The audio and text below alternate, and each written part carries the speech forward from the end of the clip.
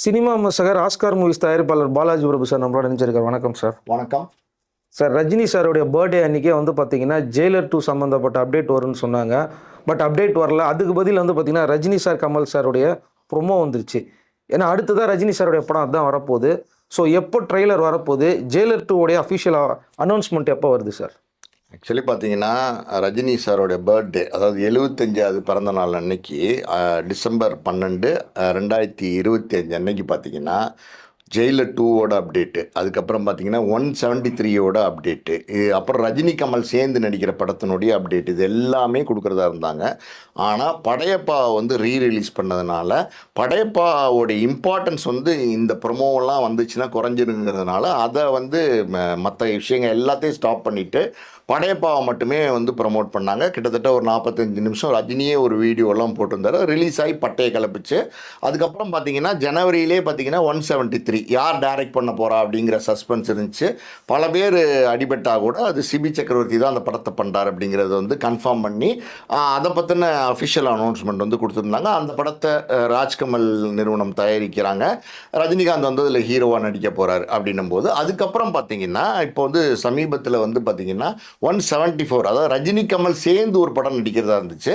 அந்த படத்தினுடைய ப்ரொமோ ஒன்று விட்டுருக்குறாங்க சமீபத்தில். அந்த படத்தினுடைய ப்ரொமோவை இப்போ எதுக்கு விடணும்? அந்த படத்தை ரிலீஸ் எப்போ சொல்கிறாங்க அப்படின்னா 2027 தீபாவளி தான் அந்த படம் ரிலீஸ் பண்ண போகிறதா அனௌன்ஸ் பண்ணியிருக்காங்க.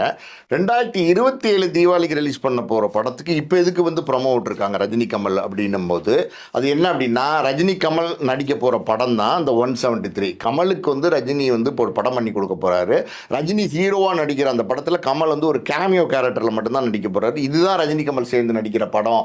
ரஜினி கமல் சேர்ந்து நடிக்கிற படம்னு ஒரு படமே கிடையாது. அந்த மாதிரி ஒரு ப்ராஜெக்டே ட்ராப் ஆயிடுச்சு. சரியான கதை கிடையாது, சரியான இயக்குனர் கிடையாது. அப்படிங்கிறதுனால அந்த ப்ராஜெக்டை ட்ராப் பண்ணிட்டாங்கன்னு நிறைய செய்திகள் சோஷியல் மீடியாவில் உலா வர ஆரம்பிச்சிருச்சு. ஸோ இந்த காரணத்தினால இம்மீடியட்டாக அந்த ப்ராஜெக்ட் ஒரு சூப்பர் ப்ராஜெக்ட்டு.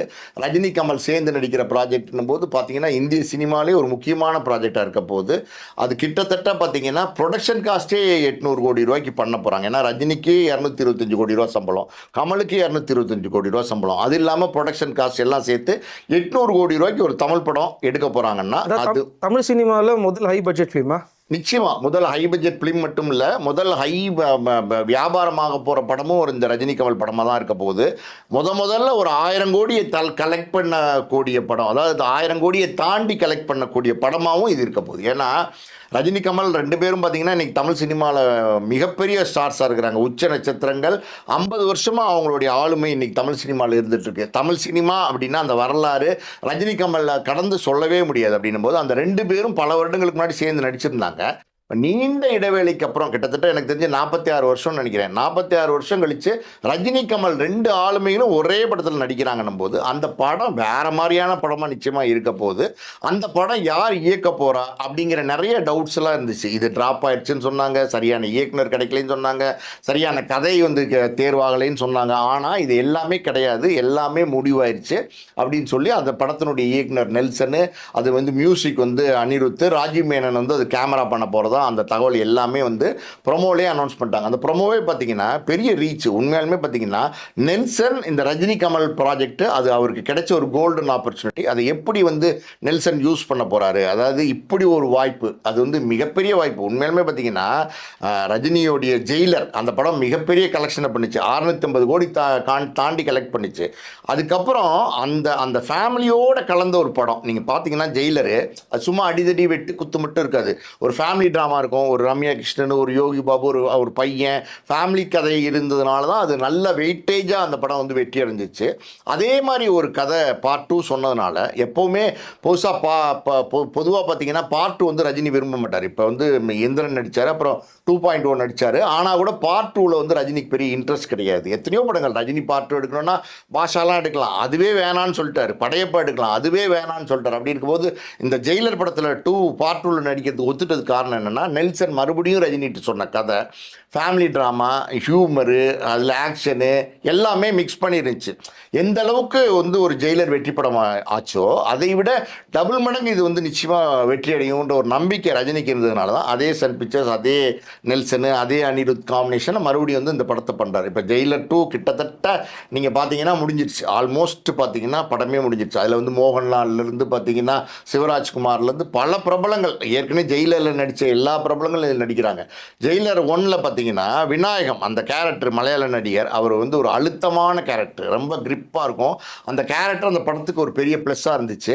அதே மாதிரி இந்த ஜெயிலர் 2ல் வந்து வேற ஒரு பேட்டர்னாக ஒரு வில்லன் வேணும், அதே நேரத்தில் அழுத்தமான வில்லன், சூப்பரான ஒரு வில்லன் அப்படின்னும் போது அது யாராக இருக்கலாம் அப்படின்னா, இது வரைக்கும் பார்த்தீங்கன்னா எஸ்.ஜே. சூர்யா ரஜினி காம்பினேஷன் வரவே இல்லை. எஸ்.ஜே. சூர்யா நிறைய படங்களில் வந்து இன்னைக்கு வில்லனாக நடிச்சிட்டு இருக்காரு.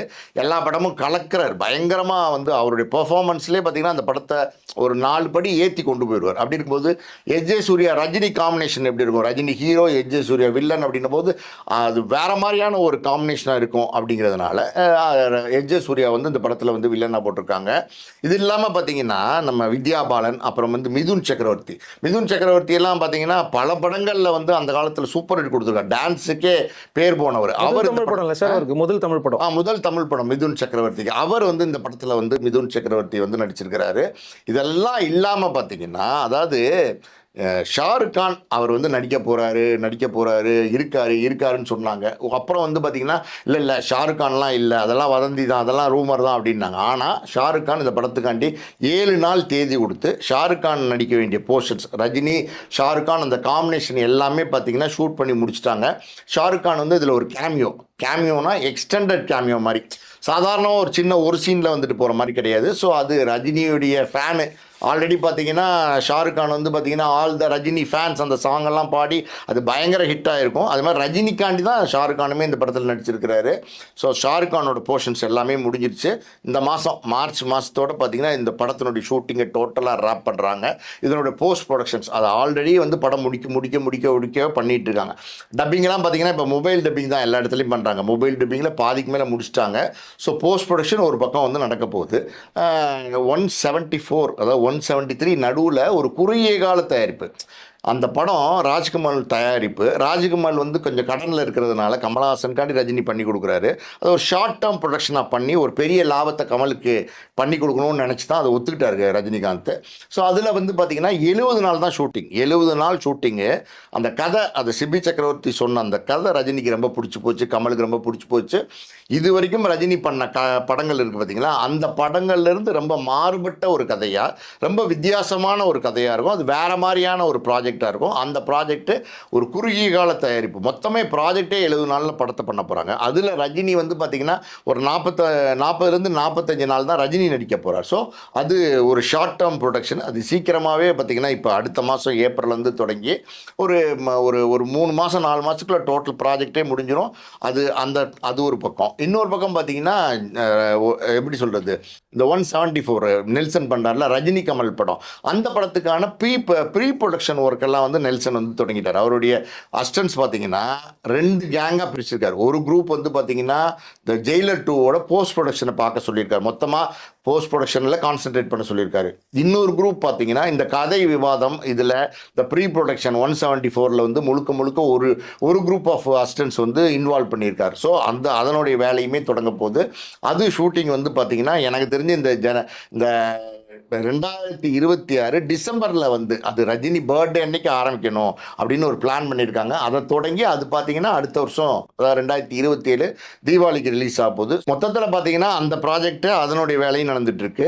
இந்த 173 இருக்கு இல்லையா, கமலஹாசன் ப்ராஜெக்ட், அதில் பார்த்தீங்கன்னா பிரியங்கா மோகன், பசுல் ஜோசப் இவங்கெல்லாம் வேறு அதில் நடிக்க போகிறாங்க. அதாவது இது ரஜினி அப்படின்னாலே, ரஜினி படம்னாலே, ரஜினி நடித்தாலே மாசு, ரஜினி நடித்தாலே பெரிய ஹைப் இருக்கும். அப்படி இருக்கும்போது ரஜினியோடைய படத்தில் இவங்க எல்லாம் பலவிதமான ஆர்டிஸ்ட் வந்து இன்னைக்கு வந்து நடிக்கிறாங்க. எல்லாருமே நடிக்க விரும்புகிறாங்க ரஜினி படத்தில். ஷாருக் கான்லாம் பார்த்தீங்கன்னா ஒரு படத்தில் சாதாரணமாக கேமியோ வந்து பண்ணி கொடுக்கணும். அவர் வந்து ஜெயிலர் 2ல கேமியோ பண்ணி கொடுத்துருக்காரு அப்படின்னா அது எல்லாமே ரஜினிக்கு தான். ஸோ ரஜினி அந்த நேம் காண்டி தான் எல்லாமே. இப்போ அந்த வரிசையில் பார்த்தீங்கன்னா அடுத்தடுத்து பேக் டு பேக் ரஜினி கொடுக்க போகிற படங்கள் எல்லாமே வேற மாதிரியான படம். ரஜினியோட ஜெயிலர் 2 பார்த்தீங்கன்னா இந்த வருஷம் ஜூலையோ என்னமோ வந்து அந்த படத்தை ரிலீஸ் பண்ண போகிறாங்க.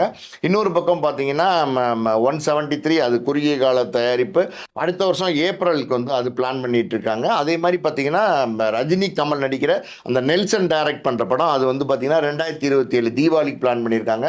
So Rajini back to back படங்கள் பண்ணிட்டு இருக்காரு. எல்லாரும் எதிர்பார்க்கறது இப்போ ஜெயிலர் 2 படத்துடைய ஒன்று டீசர் விடுங்க இல்லை கிளிம்ஸி விடுங்க, இது எப்போ வரதுக்கு வாய்ப்பு இருக்குது சார்? நிச்சயமாக வந்து கூடிய சீக்கிரம் வந்து பார்த்தீங்கன்னா ஜெயிலர் 2 டீசர் வரும். கூடிய சீக்கிரம்னா இப்போ இந்த மாதமும் அடுத்த மாதமும் கிடையாது. எனக்கு தெரிஞ்சு எலெக்ஷன் முடிஞ்சதுக்கப்புறம் மே மாதத்துலேருந்து பார்த்தீங்கன்னா அந்த ப்ரமோஷன்ஸை வந்து ரஜினி ஸ்டார்ட் பண்ண சொல்லியிருக்காரு. ஸோ அப்படி மே மாதத்தில் முதல்ல வந்து ஒரு கிளிம்ஸி விடுவாங்க.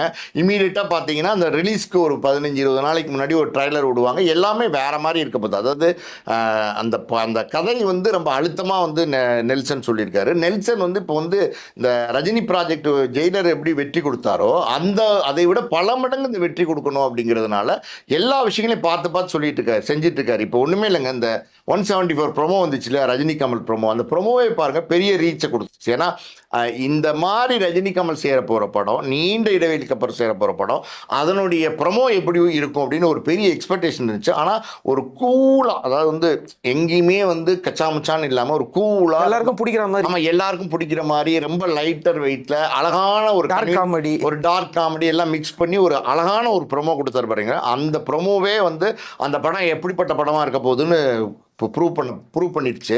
அதே மாதிரி பார்த்தீங்கன்னா இப்போ ஜெயிலர் 2க்கு வரப்போகிற ப்ரொமோஷன்ஸு, டீசரு, ட்ரைலரு எல்லாமே வந்து பார்த்திங்கன்னா ரொம்ப வித்தியாசமாக நெல்சன் பண்ணியிருக்காரு. அடுத்தடுத்து அவர் கொடுக்க போகிற அப்டேட்ஸ் எல்லாமே பார்த்தீங்கன்னா அதிரி புதிரியாக இருக்கும். Okay sir. ஏன்னா எல்லாரும் இதை தான் கேட்டுக்கிட்டு இருந்தாங்க. இந்த 2026 வந்து பார்த்தீங்கன்னா ஜெயிலர் 2 வந்து ஒரு எதிர்பார்க்கப்பட்ட ஒரு படமாக இருக்க போகுது. ஸோ அதை பற்றி எந்த அப்டேட்டும் கொடுக்கல. ஏன்னா சில பேர் வந்து ஏப்ரல் மாதம் தமிழ் புத்தாண்டுக்கு வரப்போகுது அப்படின்லாம் சொல்கிறாங்க. பட் எதுவுமே கன்ஃபர்மேஷன் இல்லாமல் இருக்குது. ஸோ இந்த அப்டேட் மூலயமா ஜெயிலர் 2 இருக்குது அப்படிங்கிறத நம்ம தெரிஞ்சுக்கலாம். ஏன்னா ஜெயிலர் 2 பற்றி ஒரு அப்டேட் கூட இல்லாமல் இருக்கிறோம், டோட்டலாக சைலண்ட் ஆயிடுச்சு. அதுதான் கேட்டேன் சார். நெக்ஸ்ட் வீடியோவில் அடுத்த அப்டேட்டும் தொடர்ந்து மீட் பண்ணலாம் சார், என்னென்ன வரப்போகுதுங்கிறத பார்த்துட்டு. நன்றி சார். நன்றி.